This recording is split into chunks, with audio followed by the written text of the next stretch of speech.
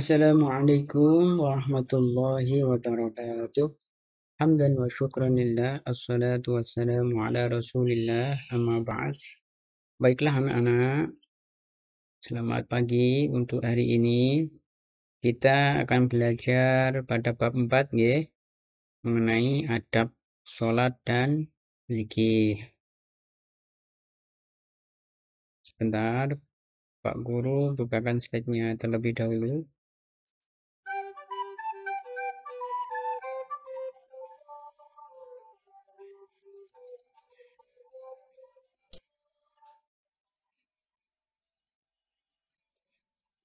Nah, sebelum kita belajar lebih jauh mengenai adab sholat dan berzikir, Bapak sampaikan terlebih dahulu indikator dan tujuan dari materi yang kita bahas nanti.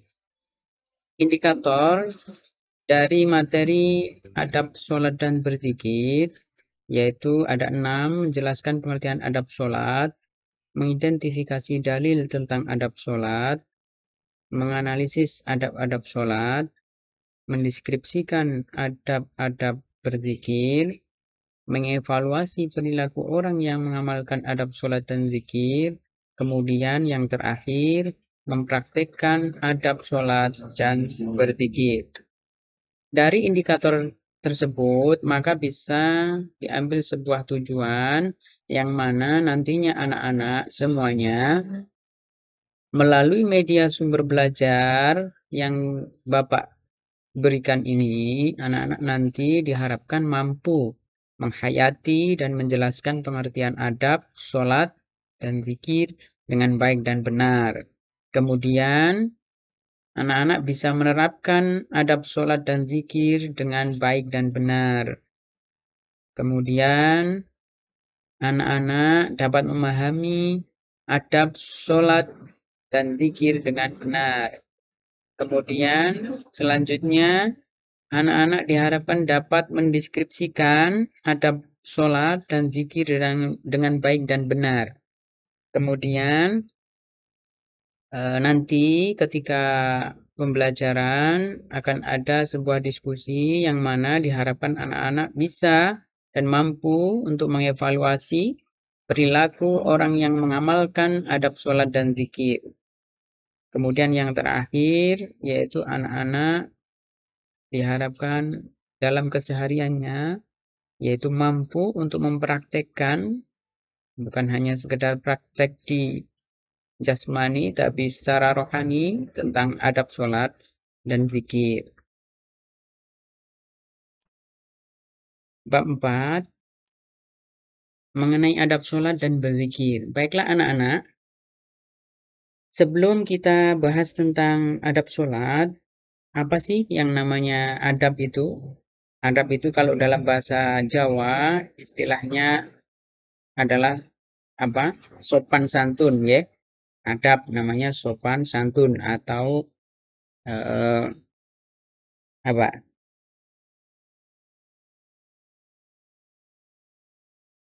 Istilahnya kalau dalam kitab itu disebutkan bahwa adab itu adalah yang utama daripada ilmu. Jadi walaupun kita itu mempunyai sebuah ilmu yang begitu banyak, misalkan S1, S2 sampai doktor atau apapun, tapi kalau dalam kenyataannya kita tidak mempunyai sebuah adab atau sopan santun, tata krama, maka ilmu itu tidak ada gunanya.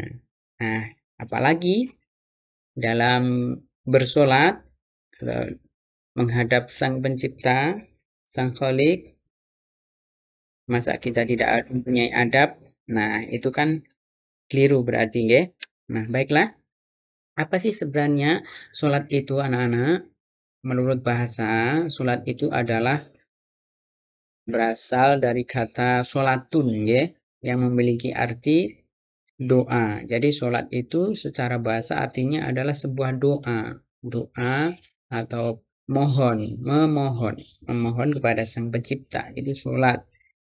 Secara istilah yaitu suatu ibadah yang tersusun secara rapi dari beberapa perkataan dan beberapa perbuatan yang mana dimulai dengan takbiratul ihram, dan diakhiri dengan salam dan memenuhi syarat dan rukun tertentu. Jadi sebuah ritual ibadah kita sebagai umat Islam untuk menghadap kepada Sang Kholik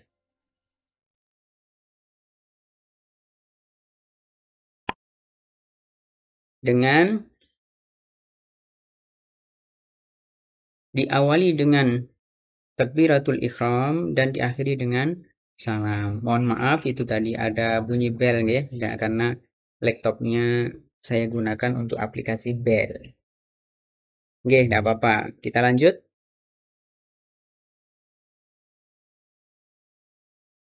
Menurut syariat Islam, praktik sholat harus sesuai dengan segala petunjuk dan tata cara Nabi Muhammad SAW karena beliau adalah sebagai suri tauladan kita sebagai umat Islam. Bahkan dalam Al-Quran disebutkan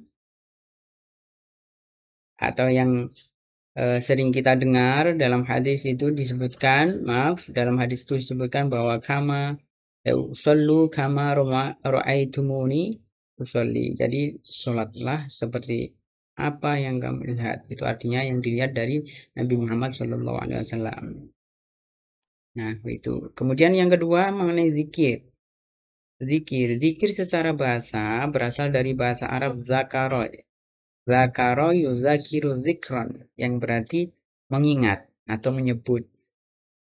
Dan menurut istilah, zikir adalah mengingat Allah Subhanahu wa Ta'ala dengan cara menyebut sifat-sifat keagungan Allah Subhanahu wa Ta'ala dan memuliakannya. Jadi tidak hanya sekedar menyebut sifat-sifatnya, keagungannya, melainkan memuliakannya secara hati. Jadi jasmani dan rohani semuanya menyatu menjadi satu untuk berzikir kepada Allah Subhanahu wa Ta'ala. Dalam segi istilah, zikir adalah mengingat Allah dengan cara menyebut sifat-sifat keagungannya atau kemuliaannya seperti membaca tasbih, tahmid, takbir, dan tahlil, yang mana disebut dengan zikir lisan. Jadi secara lisan, Allahu Akbar, Alhamdulillah, Subhanallah, La ilaha illallah, itu namanya zikir lisan. Kemudian zikir lisan dilakukan dengan menyebut-nyebut asma Allah, yakni berzikrullah merupakan salah satu perbuatan mengingat Allah Subhanahu wa Ta'ala dalam bentuk ucapan lisan, ya. Jadi mengandung arti pujian, rasa syukur, dan doa kepada Allah Subhanahu wa Ta'ala.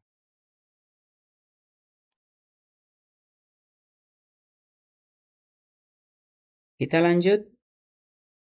Yang paling inti ini, anak-anakku semuanya, jadi dalam sholat, melakukan ibadah ritual sholat, ada beberapa adab yang harus kita terapkan, ya.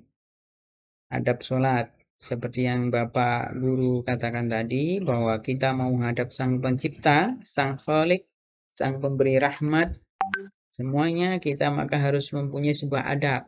Adab sholat diantaranya adalah khusyuk, ya. Jadi yang pertama adalah khusyuk. Khusyuk itu apa?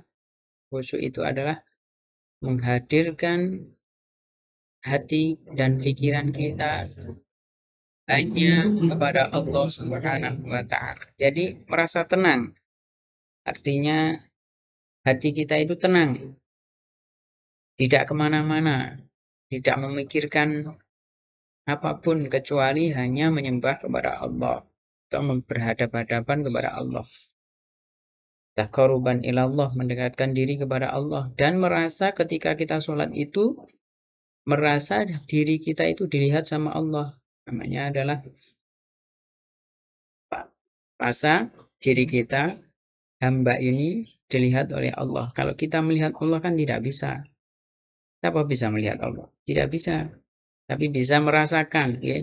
Seolah-olah tingkatan kita itu yaitu tadi, kita itu merasa diri kita ini dilihat sama Allah Subhanahu wa Ta'ala. Jadi bisa untuk menjadikan kita khusyuk dalam sholat. Muraqabah, nih. Hanya muraqabah. Yang kedua adalah hati yang ikhlas. Jadi ketika sholat, hati kita harus ikhlas. Tidak boleh mengendap sesuatu atau mungkin ada suatu masalah tapi masih ke bawah dalam sholat. Itu juga tidak boleh. Yang ketiga adalah menjaga waktu dan batas-batasnya. Awal waktu itu lebih baik dalam sholat. Dan jangan sampai kita mengakhirkan waktu. Yang lebih baik adalah ketika sholat itu ketika dilaksanakan ketika awal. Kemudian yang keempat, menjaga kebersihan dan kesucian tempat sholat dari najis-najis yang ada. Kita perhatikan juga ketika bersolat, kita tidak asal-asalan menggunakan tempat maupun pakaian yang kita gunakan. Jangan-jangan nanti kita ada najisnya. Jangan-jangan nanti kita ada kotorannya. Maka harus teliti kita gunakan yang sebaik mungkin karena kita sekali lagi ingin menghadap ke Sang Khalik, Sang Pencipta Allah Subhanahu wa taala. Jadi diusahakan bisa menggunakan kopiah, peci, baju penadon dengan wangi-wangian, dengan harum. Jangan sampai kita mau menghadap Allah Subhanahu wa taala seperti ketika kita mau bermain atau mau keluar rumah memakai kaos, apalagi kalau di belakangnya ada tulisannya itu biasanya. Jadi nanti ketika sholat ada orang yang melihat kita di belakang kita nanti membaca, otomatis dibaca menjadikan sholat kita tidak khusyuk, tidak khudur. Kemudian ini menyingkirkan gambar tulisan atau apa saja yang mengganggu khusyukan sholat itu tadi kita hendaknya adabnya jangan sampai ketika sholat kita menggunakan kaos yang bertuliskan macam-macam ya di belakang. Kan ada itu biasanya pakai kaos yang bertulisan macam-macam. Enggak di mana nih Dewi gimana? Tulisannya biasanya kalian punya banyak kaos yang tulisannya macam-macam. Yang keenam, memakai pakaian kita yang terbaik. Jadi gunakan pakaian kita yang terbaik. Mau sholat, mau menghadap Allah itu tadi pakaiannya yang bersih, suci, yang baik, yang wangi. Jangan asal-asalan. Yang ketujuh, menyesal serta bersedih. Jadi ketika kita menghadap Allah, hendaknya kita renungkan seluruh kejadian apapun yang kita lakukan di dunia ini, berserah diri sepenuhnya kepada Allah Subhanahu wa taala dengan sangat hadir atau khusyuk. Ya. Selanjutnya tadi ada sholat, sekarang ada berzikir. Di antara adab dalam zikir antara lain yaitu sama seperti kita dalam keadaan sholat, yaitu ikhlas. Ikhlas itu adalah yang utama. Jadi berapapun ucapan zikir yang kita katakan, tapi kalau hati kita tidak ikhlas untuk melafalkan, misalkan Allahu Akbar, Allahu Akbar, atau Alhamdulillah, Subhanallah, La ilaha illallah, apapun itu bacaan zikirnya Allah, Allah, Allah, tapi kalau hati kita tidak ikhlas, maka bacaan itu tidak ada gunanya. Yang kedua adalah merendahkan suara.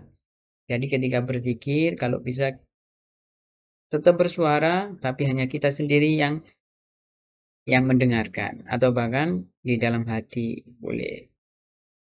Berzikir dengan zikir dan wirid.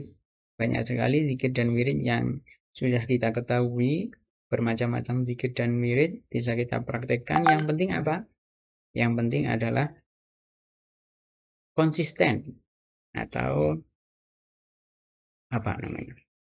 Berkesinambungan, istiqomah. Nah, itu yang utama. Jadi dalam berzikir dan berwirid itu ya istiqomah. Maksudnya istiqomah itu apa? Terus menerus. Jadi misalkan kita ba'da maghrib itu membaca itu subhanallah, alhamdulillah, Allahu Akbar 33 ya. Selama hidup kita setelah sholat ya itu kita istiqomah, jangan sampai kita tidak istiqomah. Kemudian mencoba memahami maknanya. Jadi sembari kita melafalkan dengan lisan, hati kita juga harus mencoba memahami maknanya dalam hati dan menyatukan dengan pikiran. Misalkan Alhamdulillah, Alhamdulillah. Sambil kita pahami maknanya, apa yang terkandung di dalamnya. Sambil mengucapkan itu. Jadi antara hati dan pikiran itu menjadi satu. Duduk di suatu tempat atau ruangan yang suci. Jadi bisa di musola, bisa di masjid, atau bisa di kuburan, misalkan di wali-wali Allah atau di mana yang penting suci. Oke. Kemudian mewangikan pakaian dan tempat, seperti hanya sholat tadi. Bisa kita pakai wangi-wangian. Terus yang ketujuh yaitu memilih tempat yang agak sunyi. Kenapa kok milih agak sunyi? Kebanyakan kita itu secara umum bahwa untuk berzikir itu membutuhkan waktu atau tempat yang jarang dari keramaian ya.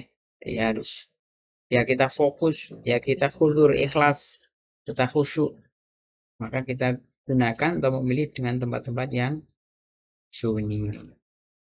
Kemudian apa hikmahnya? Hikmahnya yaitu hikmah sholat banyak sekali diantaranya dalam kita bisa mempraktekkan adab-adab dalam sholat itu hikmahnya banyak sekali. Mohon maaf ini kok kebalik ya.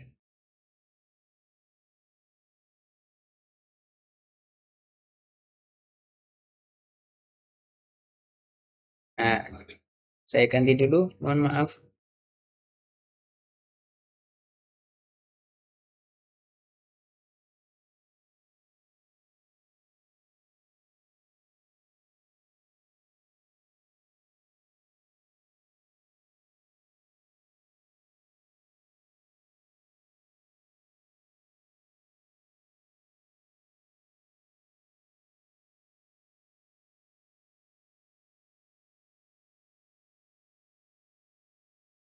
Mah, sholat antara lain yaitu mendidik disiplin dan menghargai waktu. Jadi ketika kita mendengarkan azan Allah Akbar seperti itu, baiknya seperti itu.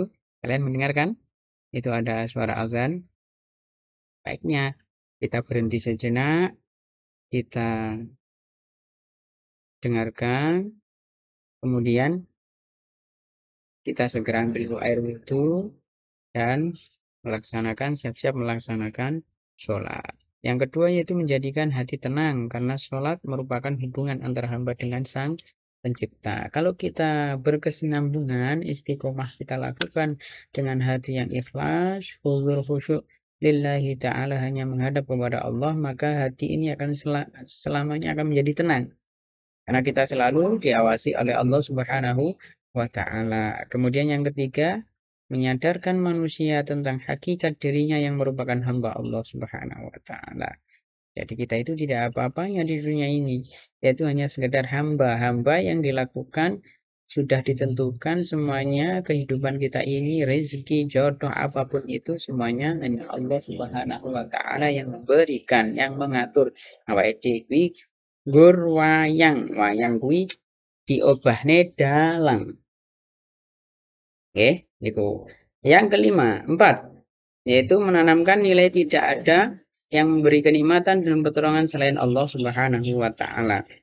Jadi, sekali lagi, hakikatnya kita di dunia ini adalah hanya Allah Subhanahu wa Ta'ala yang memberikan sebuah pertolongan dan kenikmatan. Apapun itu, dari siapapun di dunia ini kita diberikan sebuah kenikmatan itu hanya satu, yaitu melalui pertolongan Allah Subhanahu wa Ta'ala. Sholat dapat menjauhkan diri dari perbuatan keji dan mungkar. Otomatis. Oke. Yang keenam, sholat dapat menjauhkan diri dari sifat sombong. Jadi kita terhindar dari sifat-sifat tercela. Kemudian berzikir. Seperti halnya sholat, berzikir mempunyai beberapa manfaat. Saya ulang lagi. Manfaat. Nah, dalam berzikir, manfaatnya yaitu membuat orang lebih bersemangat untuk berusaha. Jadi ketika kita selalu istiqomah dalam berzikir, maka hidup kita akan menjadi semangat. Semangat dalam mengarungi kehidupan di dunia. Hati menjadi tenang, sabar dan ulet dalam menghadapi masalah apapun, mempunyai harapan-harapan hidup yang tersimpan dalam jiwa, menjadikan diri ini semakin dekat dengan Sang Pencipta, menjadikan diri kita sebagai orang yang rendah hati dan tidak sombong, semakin arif, bijaksana dalam menyikapi permasalahan apapun yang kita hadapi. Nah, gitu. Selanjutnya, dari materi ini, maka dapat diambil sebuah kesimpulan, yaitu bahwa sholat pada hakikatnya adalah bentuk komunikasi seorang hamba dengan Allah Subhanahu wa Ta'ala. Jadi kita itu berkomunikasi dengan Sang Pencipta. Okay.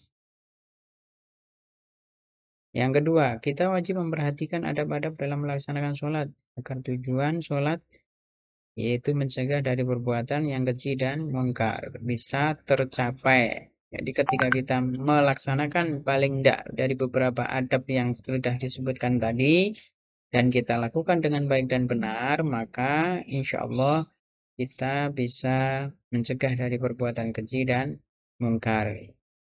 Terus zikir adalah memperbanyak mengingat Allah dengan cara yang sudah dicontohkan oleh Rasulullah, para sahabat, dan orang-orang yang soleh sebelum kita.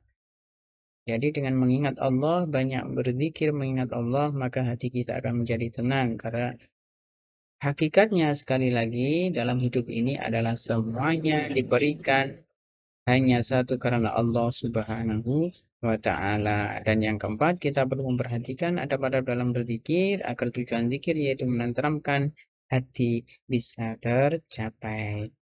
Kemudian, baiklah anak-anak, untuk mengevaluasi dari berapa materi yang Bapak sampaikan, maka anak-anak hendaknya mengerjakan lembar kerja peserta didik atau LKPD dari ini ya. Silahkan membuat sebuah kelompok dan nanti didiskusikan dengan teman. Apa saja indikasi seseorang sudah melaksanakan sholat dengan bersyukur. Kemudian yang kedua, apakah implikasi-implikasi bagi orang yang sebenarnya sudah bersyukur dalam kehidupan sosial bermasyarakat. Yang ketiga, kemukakan alasan-alasan kalian. Dan yang ke selanjutnya, simulasikan bersama kelompokmu adab sholat dan zikir dengan yang baik. Mohon dicatat, diingat itu link YouTube-nya silahkan dilihat, dipahami dengan baik, kemudian nanti diskusikan dengan temanmu dari pertanyaan-pertanyaan di atas. Referensi kita hari ini yaitu berbaca kelas 7 Kementerian Agama tahun 2020 dari LKS kalian. Ada Al-Quran, link YouTube yang tadi, dan mungkin ada yang dipertanyakan. Sekian, kalau tidak ada dari Bapak, mohon maaf yang sebesar-besarnya apabila ada kata-kata yang tidak berkenan. Billahi taufiq wal hidayah wa ridha wal inayah hadaana Allah wa iyyakum ajma'in. Wassalamualaikum warahmatullahi wabarakatuh.